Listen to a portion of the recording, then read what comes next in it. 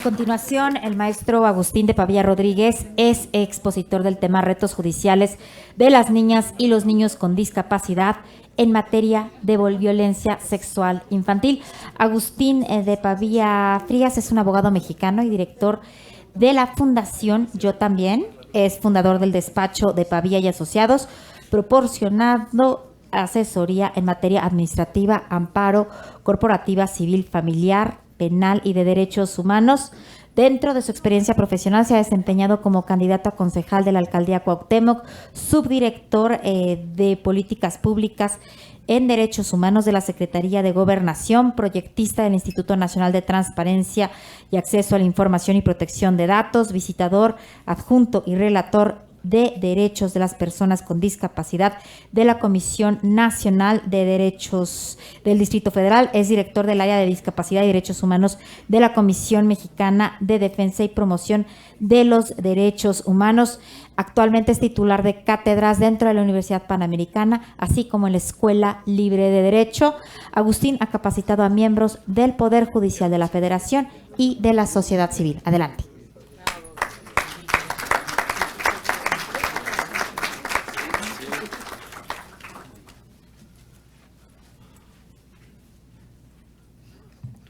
Bueno, muchas gracias por la invitación y gracias por la invitación porque estamos visibilizando lo que no se dice, lo que se invisibiliza. Y si no lo decimos, siempre vamos a repetir lo mismo. Por ejemplo, estamos diciendo, si estamos hablando de niños, niñas y adolescentes y la violencia sexual y todas las políticas que estamos haciendo, pero estamos dejando un grupo fuera. Les puedo decir que están dejando a las personas con discapacidad fuera y nada más están haciendo su pool de víctimas más fuerte. ¿Por qué lo digo esto? A ver, en primer lugar, de las estadísticas que estamos mencionando, en ninguna estadística se mencionó a personas con discapacidad. La prevalencia, según el INEGI, es 7% de la población. Según la Ley General de Personas con Discapacidad, debe haber registros administrativos de personas con discapacidad. Ya es ley, ya debe ser vigente este año. ¿Y dónde están esas cifras? No están esas cifras. Y así nos vamos. Y hablando de cifras, les digo que es más prevalente la violencia en la discapacidad. Según la OMS, es 3.7 mayor la violencia. Y sí, puede ser física y la sexual es 2.9 de mayor prevalencia en la discapacidad en general. Sin embargo, aquí tenemos un aspecto. Si estamos hablando de discapacidad intelectual o mental, donde jurídicamente estamos hablando de tutela, incapacidad, esta surge hasta 4.6 veces más. Es decir, las personas con discapacidad intelectual, autismo, discapacidad de nacimiento, personas que no pueden hablar, que tienen dificultades para comunicarse, son la víctima perfecta. ¿Sí? Y aquí viene el otro aspecto. Estábamos diciendo de que 6 de cada 10 hechos ocurren con alguien que conoces o dentro de la familia. El estereotipo clásico y la responsabilidad de la discapacidad siempre es la mamá, el papá o un familiar que tiene la discapacidad. Y eso dices, siempre es la familia. Así está el derecho, así está la sociedad en todo el mundo. Entonces, adivina qué. No lo vas a poder sacar de ese círculo de posible violencia. No estoy diciendo, pero puede existir esto. Ahora, el otro aspecto, la mitad de la población que debe ir a la escuela con discapacidad no va a la escuela. Entonces, ¿qué otro círculo podría decir de lo que está pasando? Ahora, este es el modelo asistencial familiar. Y las pocas personas familiares que se atreven a llevar a sus hijos a escuelas, a separarse de ellos y decir, yo soy el papá, yo no soy la persona que te ayuda, porque la persona que te ayuda te va a ayudar toda la vida y es alguien profesional, independiente de una familia. El papá tiene otras funciones, la mamá tiene otras funciones. El papá, la mamá no es cuidador. Las personas que tienen este chip distinto de tener apoyos, los llevan a las escuelas y todo eso. ¿Y qué pasa ahí? En México no existe la regulación de apoyos. No existe la legislación de qué debes hacer una persona con discapacidad para incluirlo en la sociedad. Y como no hay legislación, pues no sabemos las reglas. Y al no saber las reglas, no sabemos los límites que tenemos de marco jurídico. ¿Sí? La Ley General de Niñas, Niños y Adolescentes Hace 5 años pusimos muchísimas reglas para que los niños con discapacidad pudieran vivir incluidos en la comunidad. Pero en realidad no hemos contratado esto, no sabemos qué se puede hacer. Entonces, cuando están frente a alguien más y tienes ese temor, no sabemos cómo supervisar el servicio que se presta a las personas con discapacidad y se abre a abusos. De los 2 casos que hemos podido documentar y de memoria, son niños con discapacidad intelectual, síndrome de Down, que van a la escuela en un contexto general de violencia. ¿Adivina qué? Sí se reporta más los abusos, la violencia sexual. Y como se reporta más, ya al menos estamos reportando y diferenciando que hay víctimas con discapacidad intelectual, con síndrome de Down. La ley perfectamente te reconoce todos tus derechos, te reconoce tu derecho como víctima, la declaración.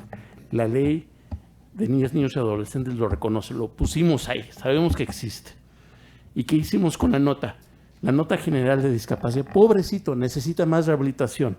A ver, no, necesita justicia. Eso es lo que nosotros hicimos como medio de comunicación de Yo También. A ver, sí entendemos los hechos, pero tenemos que visibilizar la situación. Y la situación es, necesitas justicia y necesitas prevención. ¿Cómo detectar esto cuando pasa? Ya hicimos los estudios de cómo se detecta para que padres, todas las personas supiéramos eso. Y después llegamos al punto de justicia. La ley es perfecta, pero ¿dónde está el perito? No hay peritos, pero es muy fácil tener un perito que lo haga. A ver, nosotros no tenemos un problema de que nos crean. Brincos diéramos que tuviéramos todos los problemas que están describiendo de voy a la justicia y no me creen. Nosotros como personas con discapacidad tenemos un problema. No nos reconocen la voz. Tenemos varios casos ante la Suprema Corte que tiro por viaje son personas con autismo, con discapacidad intelectual, que ya siendo adultos dicen, a ver, yo tengo voz, juez. Y el juez dice, no tienes voz. Ya la Suprema Corte dice, tienes voz, tienes derechos, tienes dignidad. Y se tardan 5 años en encontrar un peritaje y que se pueda expresar ante el juez cómo es la prueba que él puede hablar. Todos sabemos que puede hablar, pero cómo lo ponemos en un juicio para darle la voz. Ahora, imagínate, si no tenemos ni voz, ahora ponerlo en un contexto penal de violencia. Es como decirle, no hay manera de hacer esto. Y no estamos hablando de que se puede fortalecer la ley. Sí se puede fortalecer la ley, se puede fortalecer la inclusión. Las personas con discapacidad, los niños con discapacidad no deben estar con su familia, sino deben estar en una red de apoyo que se llama la sociedad. Y la sociedad debe saber cómo identificar todo eso para distribuir la responsabilidad y no depender de una sola persona. Y que todos puedan detectar y darle la seguridad a la persona de si esto pasa, otra persona me va a apoyar, me va a incluir. Porque el gran temor es de si esto pasa, nadie me va a incluir. El DIF, no hay ningún servicio de persona con discapacidad, dice, me aguanto con mi familia porque es la única manera que puedo vivir. Sí, y es normal. Entonces necesitamos decir, en la sociedad puedes vivir, te podemos incluir con seguridad para que al menos puedas denunciar. Pero aquí también viene el otro problema. Para que se conozca esto, se tiene que comunicar. Toda la información que acabamos de presentar y una madre, un padre que es sordo, ¿cómo va a decir esto a su hijo? Una persona que tiene discapacidad visual, que es padre, madre, ¿cómo lo va a decir? Si es un adolescente, ¿cómo lo va a decir?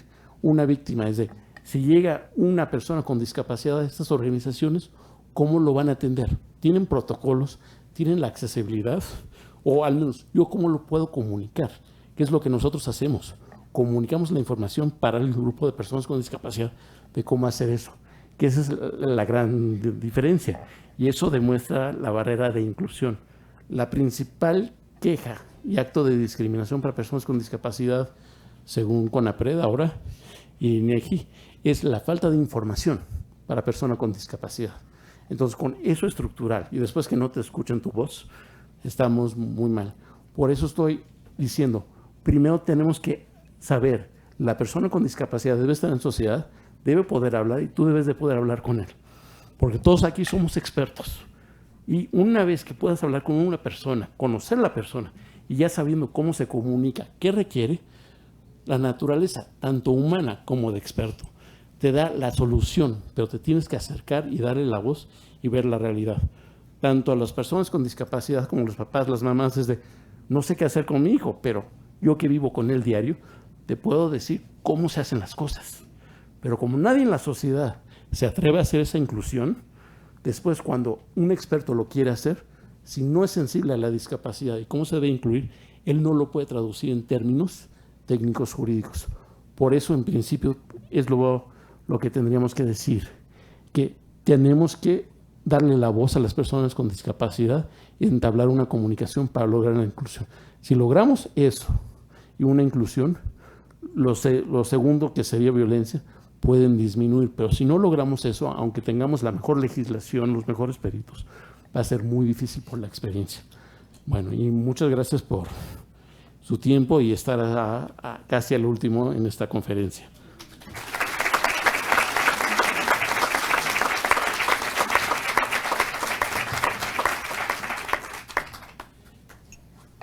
Muchas gracias, maestro Agustín de Pavía. Y ya, bueno, nuestro último expositor del día de hoy es el maestro Felipe Acosta. Él va a hablar sobre el Registro Público Nacional de Raptores y Atacantes Sexuales. Felipe Acosta ha trabajado desde su trinchera, desde el estado de Chihuahua, al ver los problemas que día a día azotan a la ciudadanía y también se ha extendido a toda la República. Por lo tanto, he estado trabajando muchísimo en el proyecto Ya Basta, Yo Me Uno, que pretende generar acciones para prevención y protección de niñas, niños y adolescentes contra el rapto, violencia sexual y homicidio. Adelante, Felipe Acosta.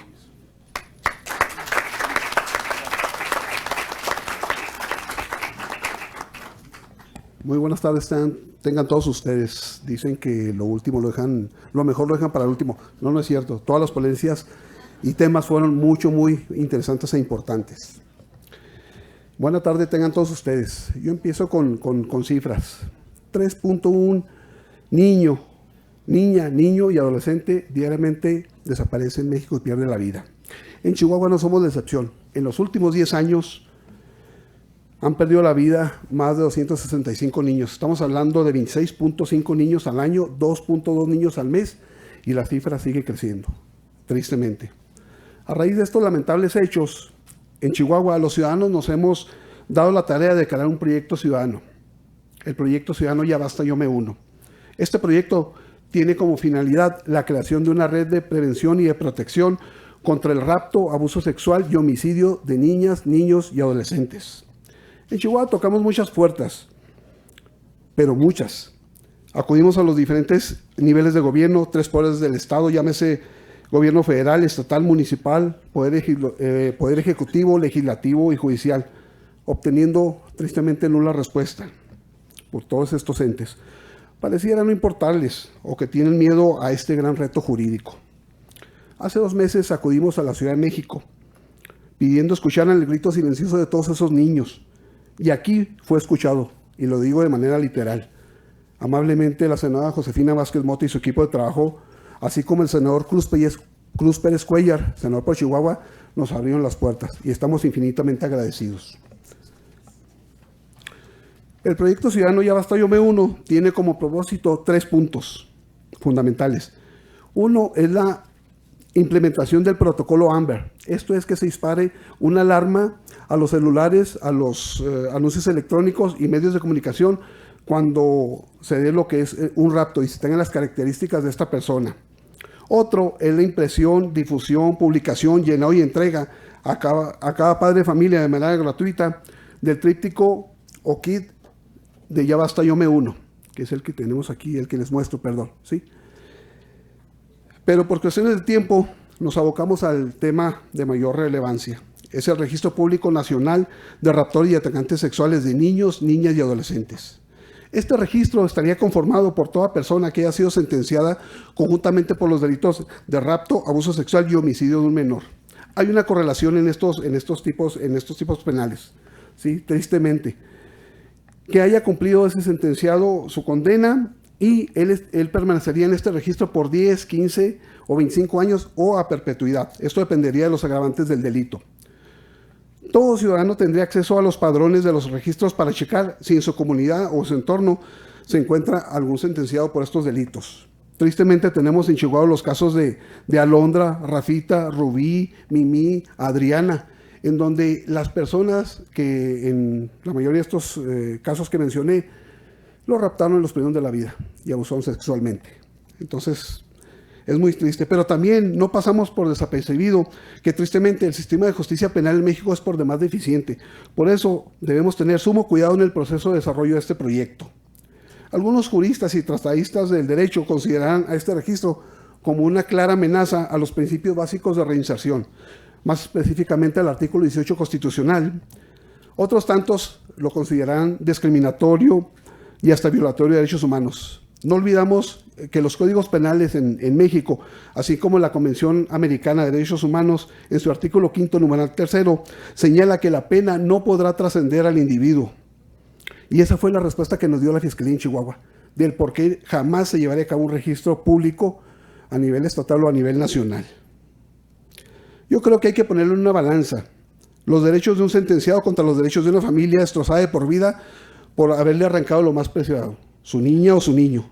Sería interesante ver qué actor político alza la mano preponderando los derechos de un sentenciado contra la víctima u ofendido. No contamos con el tiempo para exponer los casos de antecedentes que dieron en cada país el origen a esos registros, como es Colombia, Estados Unidos, Guatemala, Puerto Rico, Gran Bretaña, Francia, España, por nombrar algunos. Solo mencionaré que Reino Unido da un seguimiento satelital de GPS a los delincuentes sexuales y cuenta con un registro de más de 40 millones de huellas genéticas de violadores. En Francia, desde 1998, se obligó el seguimiento de los delitos sexuales reincidentes y la policía está autorizada para almacenar muestras biológicas de ADN de sospechosos. En Estados Unidos, desde los años 40 existen estos registros, pero desde 1997 se hicieron públicos. Ya tienen más de 22 años. Esto es a razón del caso, lo han de haber escuchado, de Amber Hagerman. El 12 de enero de 1996, en Arlington, Texas, esta niña desaparece, se encuentra a los 4 o 5 días sin vida, y la misma comunidad solicita que esos registros sean públicos, y es avalado por Bush. 50 estados de la Unión Americana lo tienen, y algunos no solo de sentenciados, también de sospechosos. A partir de 2006 se inscribieron los delincuentes juveniles, y no solo eso, en efecto retroactivo. En un inicio estos registros fueron solo para atacantes de menores de edad, hoy es para todo tipo de atacante. Estados Unidos le da un carácter civil, lo cual responde a un objetivo normativo y no punitivo de seguridad pública. La Suprema Corte de Estados Unidos considera que la inscripción de estos registros no constituye una pena vergonzante, ya que el estigma de la ley no proviene de la difusión pública, y su fin no es ridiculizar o avergonzar, sino de prevenir. Pero recordemos que Estados Unidos es Estados Unidos y nosotros somos México. Por eso debemos darle a este proyecto un tratamiento de acuerdo a nuestra forma de ser, pensar y actuar. Por último, quiero mencionar que en México 39.97% de ciudadanos son niñas, niños y adolescentes. Estamos hablando de un 32% de la población. No puede haber una cuarta transformación si se deja de lado este sector tan vulnerable. Tengo entendido y quisiera equivocarme que el actual gobierno disminuyó un 40% a los sistemas de búsqueda, lo cual hace más deficiente a las fiscalías, sí de por sí. En conclusión, el espíritu de este proyecto no es estigmatizar, sino prevenir, buscar incrementar la seguridad pública e inhibir a posibles atacantes, así como de sentenciados en su reincidencia. Los derechos humanos son para humanos derechos. Así es. Así es.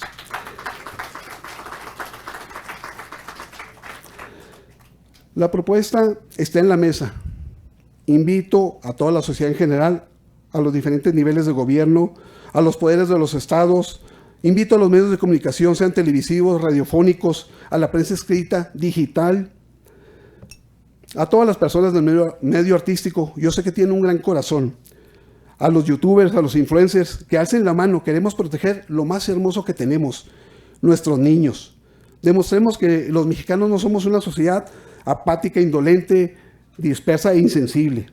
Unidos podemos ser una gran máquina muy poderosa para protegerlos. En Chihuahua no fuimos escuchados. No es tarde. Esto va para el gobernador, los alcaldes de los 57 municipios, a los 33 diputados del estado de Chihuahua que pues no nos respondieron.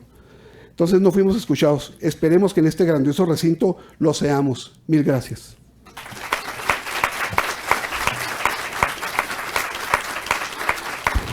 Mil gracias. Y ya para concluir este foro, le quiero dar la palabra a la senadora Josefina Vázquez Mota, quien siempre está luchando por los derechos de los más necesitados, desde las personas de la tercera edad, los niños, los adolescentes, en esta comisión que ella preside. Estas personas que son tan vulnerables, los niños, niñas y adolescentes que han sido y han sufrido abusos. Y no solo abusos, Josefina, te conozco, sé que siempre has trabajado con las personas que han sufrido abusos de todo tipo. Es un honor tenerte en un escaño en este Senado de la República. Y bueno, le doy la palabra a Josefina Vázquez Mota.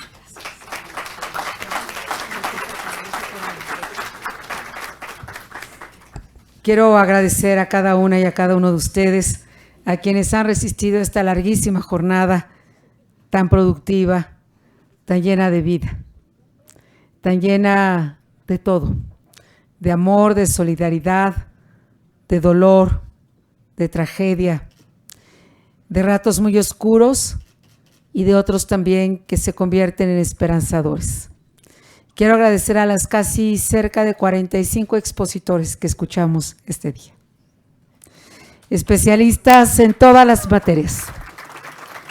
A su generosidad, a su extraordinaria solidaridad, a la sabiduría compartida. Quiero agradecer particularmente las voces de las víctimas, las voces que han pasado por esta oscuridad y que hoy están luchando por construir no solamente un mejor presente, sino un futuro más pleno de amor, de felicidad, de armonía y de paz. Me quedo con tantas tareas como creo que nos quedamos todas y todos. Hago votos porque no regresemos a casa, al periódico, a la radio, solamente a la comunidad, a comentar. Escuché historias terribles, me conmoví mucho y podamos volver a dormir y mañana empezar haciendo de cuenta que no estuvimos aquí. Creo que si estamos aquí, hay razones importantes. Cada uno dirá a qué se deben estas razones, pero hay razones irrenunciables que nos obligan a comprometernos con esta causa, que es una causa de reconstruir la paz, que es una causa de hacer de cada espacio un espacio de paz y de certeza, donde hoy es un espacio de odio, de dominio, de poder, de abuso, de dolor. Y esto es lo que nos toca construir a todos, a las autoridades, a nosotros en el Congreso, pero todas y todos en nuestro metro cuadrado, todos los días, construimos o destruimos la paz. Y hoy nos hemos percatado, aunque lo sabíamos, pero tal vez de manera como nunca antes, por lo menos en mi caso, que estos crímenes no suceden a la distancia. Suceden en ese metro cuadrado en el que millones de niñas y niños nacieron para ser amados, para tener certezas y seguridad, o para ser violentados y para hacerlos que sus corazones y sus almas se quiebren muchos años a lo largo de su vida. Pero también quiero destacar el lado esperanzador, porque aquí hemos escuchado lo que no debe volver a suceder y aquí se ha roto el silencio, muchos silencios se han roto. Algunos vinieron con el propósito de romper su silencio y otros más, aún sin saber qué sucedería, decidieron romper sus silencios también. Y seguramente hay silencios nuestros que por dentro también en este momento se rompen y se quiebran para convertirse en voces firmes, valientes, decididas, determinadas. Como Celia, que quiero compartir de Zongolica.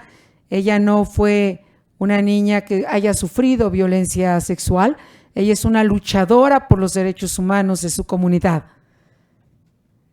Como tú, querida, esta mujer extraordinaria que yo tenía tantas ganas de conocer, y me contaban de ella y decía, es que ella fue la que creó todos los personajes de Odisea Burbujas y El Tesoro del Saber.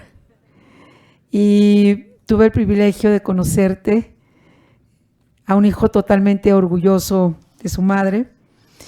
Y cuando me vino a cantar le dije, claro, es que yo la quiero conocer. Me dijo, no, bueno, es que me encantará que la conozcas, tiene un poco más de 70 años. Este afán siempre de decir nuestras edades, que hay que hacernos sentir muy orgullosos, evidentemente.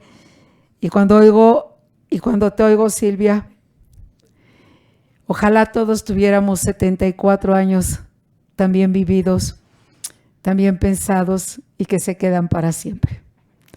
Porque todo lo que nos has venido enseñando nos ha ayudado a construir una mejor manera de vivir. No quiero ni mencionar a todos ni dejar de mencionar a ninguno porque sería profundamente injusto. Solo quiero reiterar el compromiso desde la Comisión de los Derechos de la Niñez y de la Adolescencia para impulsar que cada una y cada uno de nosotros seamos constructores de paz y también de justicia, porque es la palabra que más he escuchado en las voces de las víctimas. Primero, ¿por qué a mí? Nunca debió haberme sucedido. Y después, quiero justicia. Y esa justicia no puede ser indiferente frente a nuestra vida. Estoy segura que con las soluciones también que aquí se han planteado, con los modelos de prevención, de atención, hoy en el Senado de la República, pero sobre todo ustedes han dado ejemplo de lo que sí es México. Somos un México extraordinariamente diverso. A mí nunca me han preocupado las diversidades de nuestro país, que son extraordinarias y nos explican, ni nuestras diferentes maneras de pensar. En todo caso, lo que siempre me ha ocupado y a ratos agobiado son las enormes distancias que solemos construir entre nosotros, por múltiples razones, por estereotipos, por mitos, por discriminación, por miedo, por temor, por muchas razones. Pero hoy, en estas tantas horas, en estos casi 45 hombres, mujeres, niños, jóvenes, llenos de sabiduría y de amor y de lucha y de valor, hemos demostrado que en México también somos constructores de puentes y que somos capaces de unirnos en una causa común y de incluir voces que, como bien decía también Agustín, habíamos incluido al principio y hoy hemos aprendido algo que no sabíamos, o las voces de los niños y de las niñas que están esperando y que tienen derecho a un hogar y a una familia, y de quienes toman esas voces de ser las madres y los padres de quienes no los tienen, pero merecen tenerlos, y aquí están también. Así que hagamos cada una y cada uno, los invito muy respetuosamente, una reflexión de qué nos ha dicho este foro, en qué nos comprometemos a hacer en nuestro metro cuadrado, en lo que nos está dado y en lo que debemos de hacer. Y los invito desde ahora al Parlamento abierto.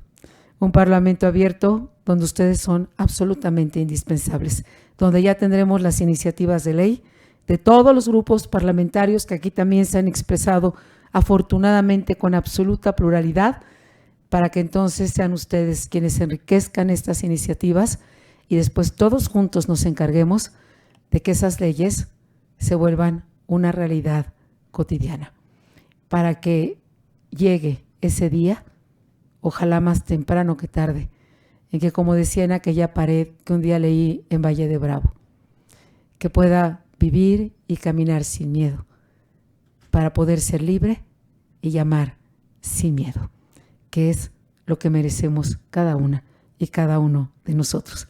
Enhorabuena, muchas gracias, de verdad, muchas gracias a nombre de la comisión, y que sea el principio, como estoy segura.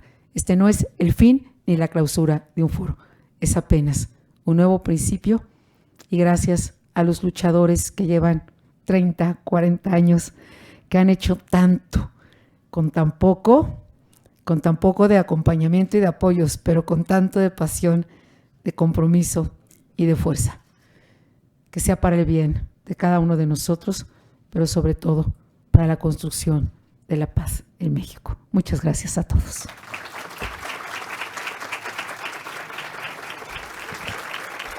Muchas gracias. Pues es así como damos fin a este foro. Sus constancias están listas en la parte posterior de este auditorio.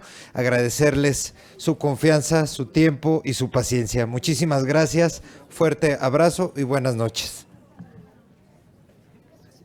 A ustedes. Qué amables. Adelante.